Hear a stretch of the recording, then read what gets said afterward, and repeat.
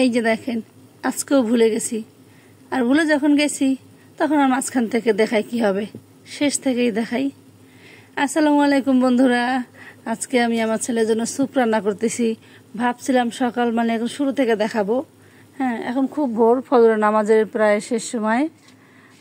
তো এখনই বানিয়ে নিচ্ছি, কারণ আমার ডাইটিং ফুডও রেডি করতে হবে। তো যাই হোক, আসেন রেসিপিটা একটু বলি। হাসি পাচ্ছে এই জন্য যে একটা দিনে শুরু থেকে দেখাইতে পারি না। আজকে যখন দেখাইতে পারি না, এই জন্য মাঝখান থেকেও দেখাবো না, একদম শেষ থেকে। এখন আমার স্যুপটা প্রায় রেডি। হ্যাঁ, তো আমি স্যুপের মধ্যে কি দিয়েছি দেখেন। প্রথমত রেডি স্যুপ, এই প্যাকেটটা রান্না করতেছি, কিন্তু আমি একটু আমার মতো করে রান্না করি, কারণ বাচ্চারা এমনি সবজিটা খেতে চায় না, যার জন্য চেষ্টা করি একটু সবজিটা দেওয়ার জন্য। প্রথমে আমি এটার মধ্যে পানি দিয়েছি। পানি দেওয়ার পরে আমি যে দেখেন ভিতরে চিকেন আছে, এই যে চিকেন, আমি চিকেনটা এভাবে করে কেটে নিয়ে সেটা সিদ্ধ করতে দিছি। এটা সিদ্ধ করতেছি, কিছুক্ষণ সিদ্ধ হওয়ার পরে দিয়েছি গাজর, দিয়েছি চিংড়ি মাছ। এই যে দেখেন চিংড়ি মাছও আছে, বড় চিংড়িটা, এই যে দিয়েছি চিংড়িটা। এটা যখন একটু সিদ্ধ হয়ে আসছে তখন আমি স্যুপটা দিয়ে দিছি। স্যুপ আর এই যে পেঁয়াজের কোয়াগুলোকে আমি এইভাবে বড় বড় টুকরা করে নিয়েছি। এই যে এইভাবে করে, একটু দেখতে সুন্দর লাগে আর কি, খাইতে ভালো লাগে।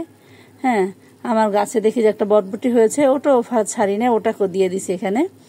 তারপরে দিয়েছি কিছু আদা স্লাইস করে দিয়েছি, দেখি তো সাঁতার কাটতে কাটতে পাওয়া যাবে কিনা। যাই হোক, অসুবিধা নাই, কিছু আদা স্লাইস করে দিয়েছি এভাবে কিছু স্লাইস, 2-3 টুকরা লেবু। এবং যেহেতু একটু সবজিরও দরকার আছে, কারণ ছেলে এমনিতেই সবজি খেতে চায় না, এই জন্য ওই যে কি জানি দেয় না, পেঁয়াজ পাতার মতো, হ্যাঁ, স্যালারি পাতা বলে না কি যেন বলে, ওরা দেয় স্যুপে চাইনিজে খেতে গেলে। তো বাপু আমার কাছে তো আর ওগুলো নাই, এই জন্য আমি ওই জিনিসটা, ওই সৌন্দর্যটা আনার জন্য আমি দিয়েছি কিছু কলমির ডগা। কারণ আমার ছাদ বাগানে মোটামুটি সবই আছে, আমি ওখান থেকে কয়েকটা ডগা ছিঁড়ে এনে দিয়ে দিছি। দেখতেও সুন্দর লাগছে এবং খাইতেও পুষ্টিগুণে ভরপুর, খাইতেও মজা, তাই না? এই যতক্ষণে পেয়ে গেছে সেই আদা কুচিটা। এবং যেহেতু আমরা একটু ঝাল খেতে পছন্দ করি, বেশি না, 2টা কাঁচামরিচ আমি এইভাবে করে কেটে দিয়েছি।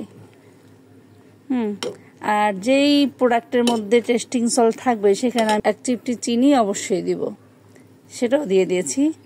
এবং আর একটা এক্সট্রা জিনিস দিয়েছি, 1 চিমটি গোলমরিচের গুঁড়া দিয়েছি। এটা অপশনাল, আপনারা চাইলে দিতে পারেন, না চাইলে না দিতে পারেন। তো আসেন একটু টেস্ট করে দেখা যাক যে কেমন হয়েছে।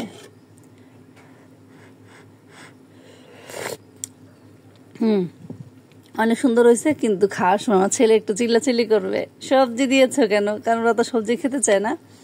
হ্যাঁ, আমি এরকম সিস্টেম করে খাই, প্রয়োজন ওকে সবজি দিব না, কিন্তু সবজির যে ভিটামিনটা, গুণটা, এটা তো ঝোলটার মধ্যে গেছে, ঝোলটাই খাক। কি বলেন বন্ধুরা?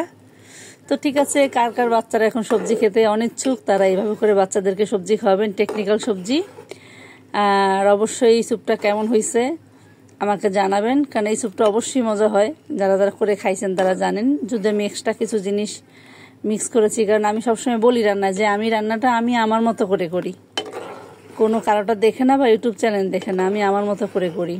এই যে সব জিনিসগুলো দিয়েছি, হয়তো আমি কাউকেই দেখি না এরকম দিতে। হ্যাঁ, এক্সট্রা যে জিনিসগুলো আমি দিয়েছি। তো যাই হোক, আপনারা এবার করে খাবেন, কেমন হয়েছে অবশ্যই আমাকে জানাবেন। হ্যাঁ, আর আমার আইডিয়াটা যদি ভালো লাগে থাকে অবশ্যই আমাকে কমেন্টস করবেন, আমার আইডিটাকে সাবস্ক্রাইব করে দিবেন। আসসালামু আলাইকুম। তো শুভ সকাল সবাইকে, ভালো থাকবেন সবাই, খুদা হাফেজ।